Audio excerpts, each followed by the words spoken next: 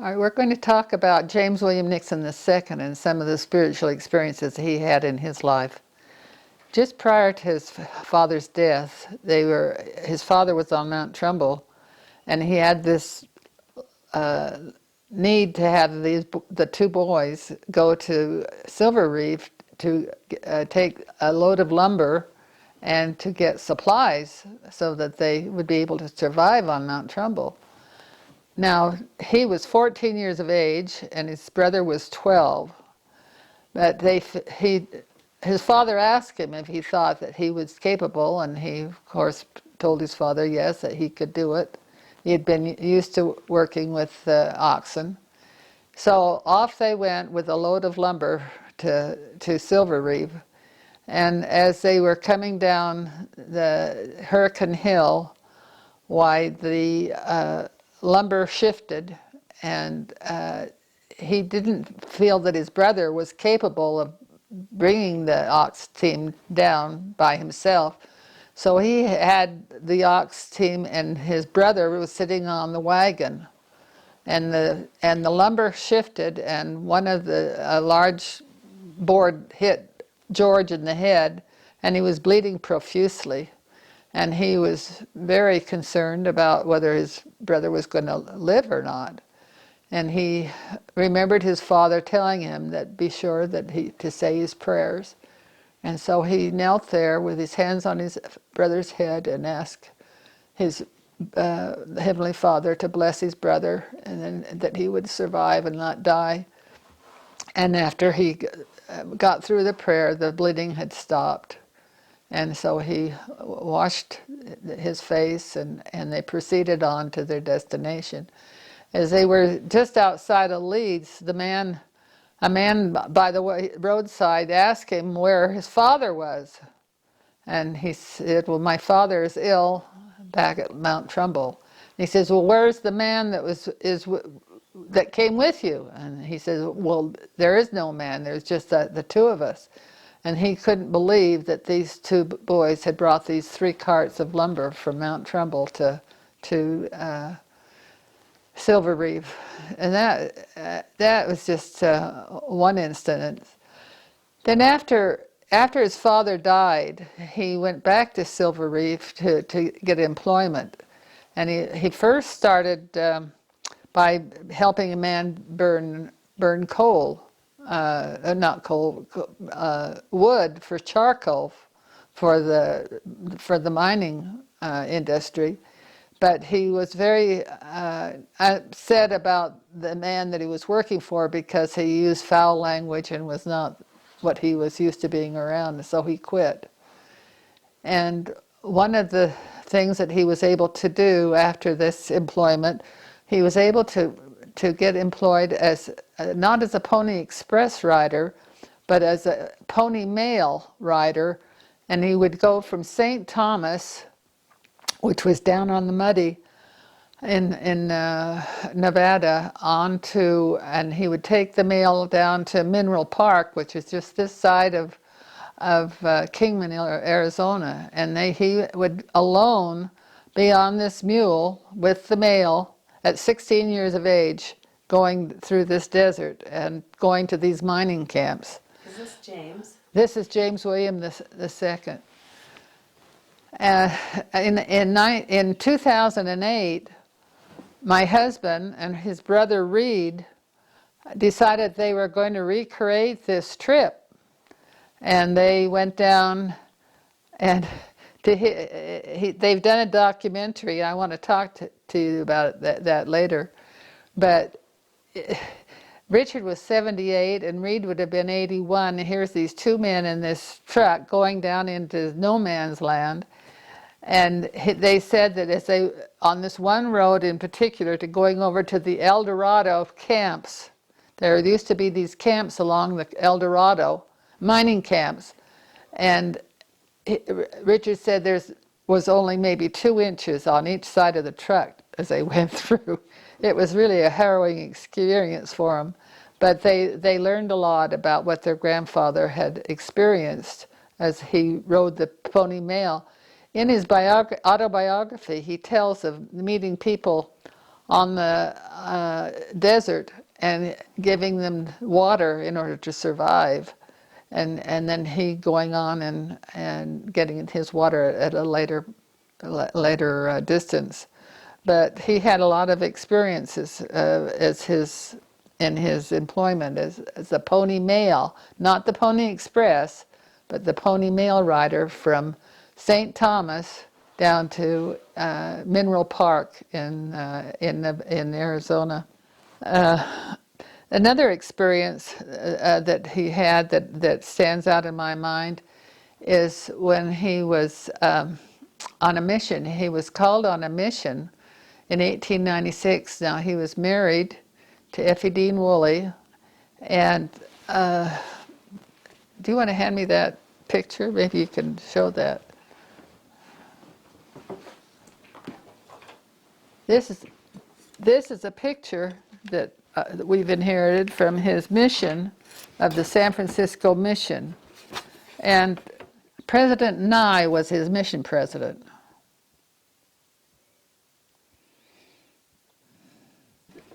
When he first arrived, he felt impressed that he was to go and take the gospel to a man by the name of Sinclair.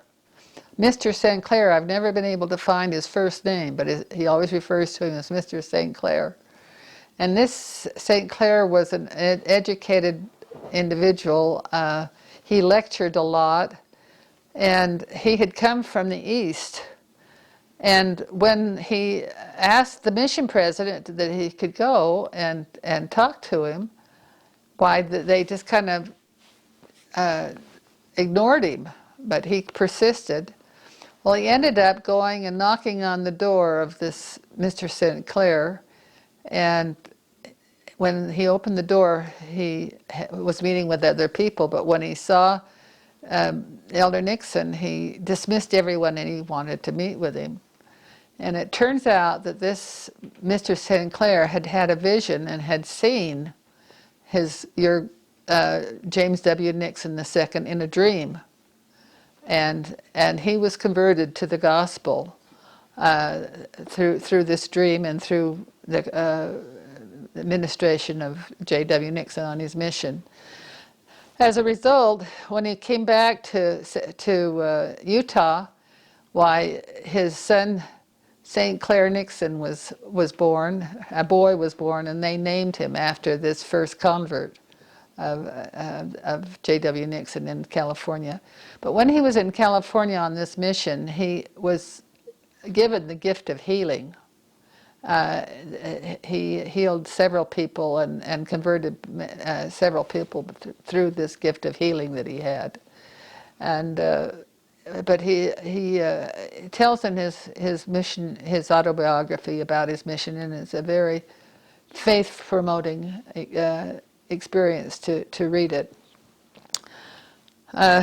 Another instance in his life, this is before his mission, I should have told this before this missionary experience, is that his mother's sister, Senna Schultz Barton, was living in Salt Lake City, but she had come down to St. George to visit her sister. And he was in the process of taking her back to the terminal where she could catch the train back to Salt Lake. And they got off on a wrong road, and it was dark, and they were in a horse and buggy. And as they were approaching a precipice, a voice came to him and said, "Stop." Have you heard? And he stopped. He turned to his aunt. He says, "What did you say?" She says, "We haven't said anything for the last 15 minutes." And so he knew that there was something that he needed to investigate. And so he got out with the matches and looked. And if he had gone just a few feet further, they would have gone over an embankment, and they would probably have killed them all. So he says in his autobiography that he had learned at that time that it was important to listen to the Spirit and proceed according to what the Lord has to tell us. Did he get that voice 2 times? I'm just curious. I don't think so. I think it was just once. Okay. But he says, I learned an important lesson in my life that I was to listen to the Spirit. He was also called on a mission back to Minnesota, and I found this out not too long ago, that his grandfather asked him to take care of him until he died. And so he came out twice to Utah, William Abraham. But it turns out, and then at this time, just before he was to go back to Minnesota to go on this mission, he received a call to go to Germany, I think it was. And we've got some letters there that tell of this call to go to a foreign mission. But he writes them and tells them this commitment that he had given his grandfather, that he would take care of him until he died. And so the first presidency reversed their call. So he didn't go to Europe on a mission. This is James II. This is when he went to, this was before he went to California, why he did go to California on the mission. So how many missions did he go on? I think he just went on this one to California. Well, and then the one back to Minnesota. This is a mission picture. You may want to know how I acquired all this. That when Aunt Olive died, she, I guess, knowing that and Richard were probably the ones in the family that were carrying on the family history, she sent us a suitcase full of artifacts from her father, and this was in the suitcase. I think there were 2 suitcases, and a lot of that other material, letters and things, I have downstairs. But this was taken when he was on his mission to the California mission. And he first went to San Francisco. President Nye was his mission president. And they sent him down to the San Diego area. And he went east of San Diego. There's a mining area. I can't remember the name of the town. But he did some missionary work with families there, and that was where he administered to a young man who was expected to die, and he didn't die as a result of his administration. So he was known in his life as having a gift of healing. And that's when, I'm going to add this, that's why he was so disappointed when his daughter, Myrtle, was dying of appendicitis, that he raced home hoping that he could administer to her and help save her. But he was too late. He wasn't able to do it. And that was quite a disappointment to him in his life. It was hard for him to get over. But that's the mission picture of California Mission. This is a picture that I inherited of J.W. Nixon II when he was just a baby. He would have been, what, maybe 2 years old? 2 years old. Aunt Grace had this.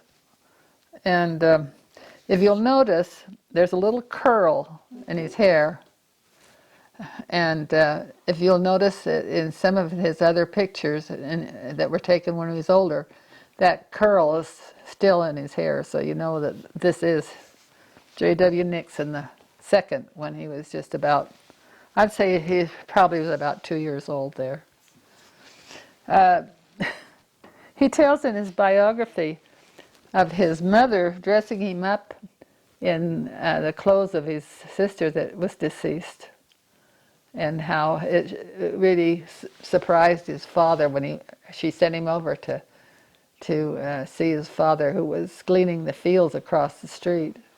And he just kind of went white. He really thought that his deceased daughter was coming to see him, until he found out otherwise.